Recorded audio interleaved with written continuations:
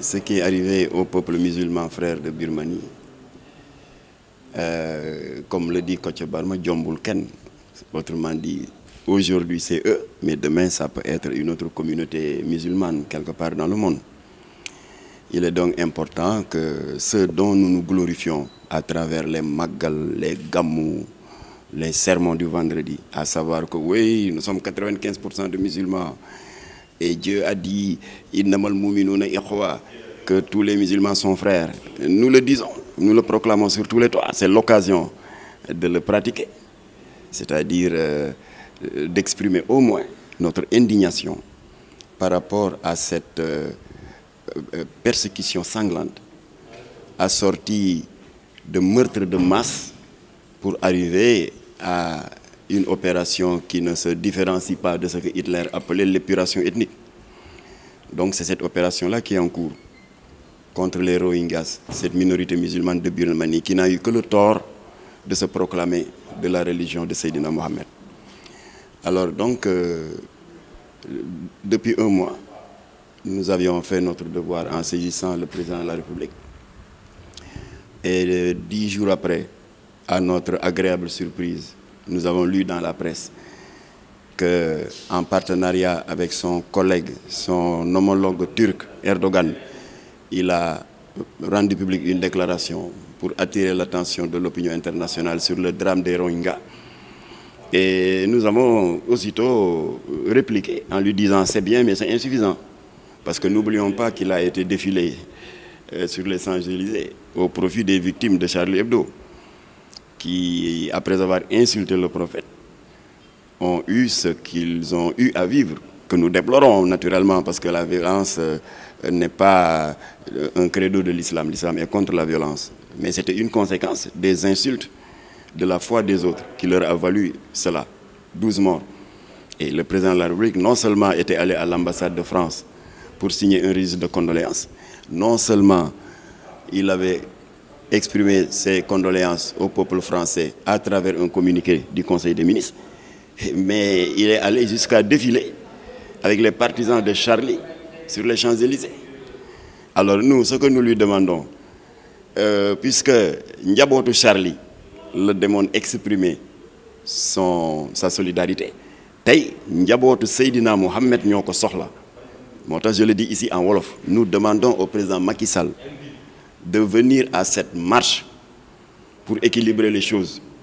Parce que le chef d'État était de Ndiakhanaï. Alors il y a 12 morts pour Charlie et il a fait le déplacement à 5000 km d'ici pour défiler.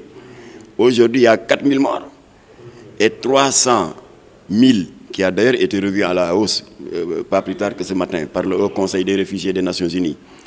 370 000 réfugiés birmans que le Bangladesh refuse de laisser traverser sa frontière parce que peut-être qu'il n'a pas, le Bangladesh n'a pas la capacité économique de les accueillir et pour lesquels une solution doit être trouvée.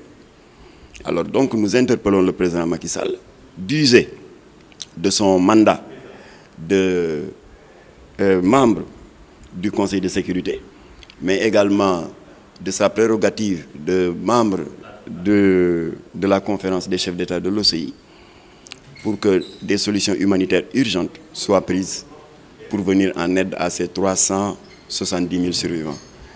Alors donc, pour ce qui concerne maintenant le peuple sénégalais, nous leur lançons à tous un appel de venir massivement à la marche de protestation que l'organisation islamique Jamra et le collectif de soutien aux Rohingyas qui a déjà été mis en place compte organiser.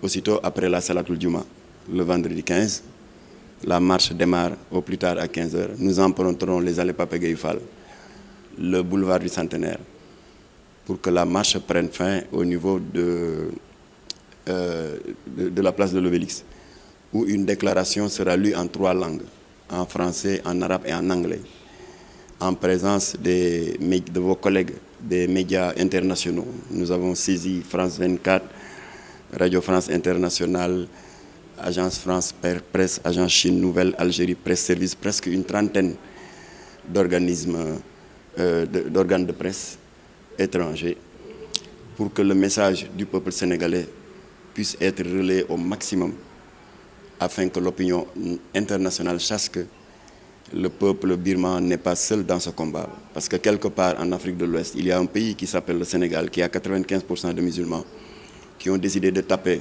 très fort sur la table pour que la communauté internationale prenne ses responsabilités. D'abord pour traduire le moine intégriste, raciste, Hashim Wiratou, à la Cour pénale internationale, parce que c'est lui qui lance des appels à la haine confessionnelle, et pour déchoir Aung San Suu Kyi de son prétendu titre de prix Nobel de la paix. Parce qu'on ne peut pas être prix Nobel de la paix et se faire le complice de ce meurtre de masse en disant oui, c'est des terroristes. Il a lâché ce mot-là. Alors ce sera donc cela le but de la marche. Nous vous y invitons tous, hommes de communication, et nous remercions la presse qui, depuis le début de ce drame, n'a ménagé aucun effort pour relayer nos messages. Et nous espérons vous retrouver en grand nombre vendredi prochain après la prière pour la marche, Inch'Allah.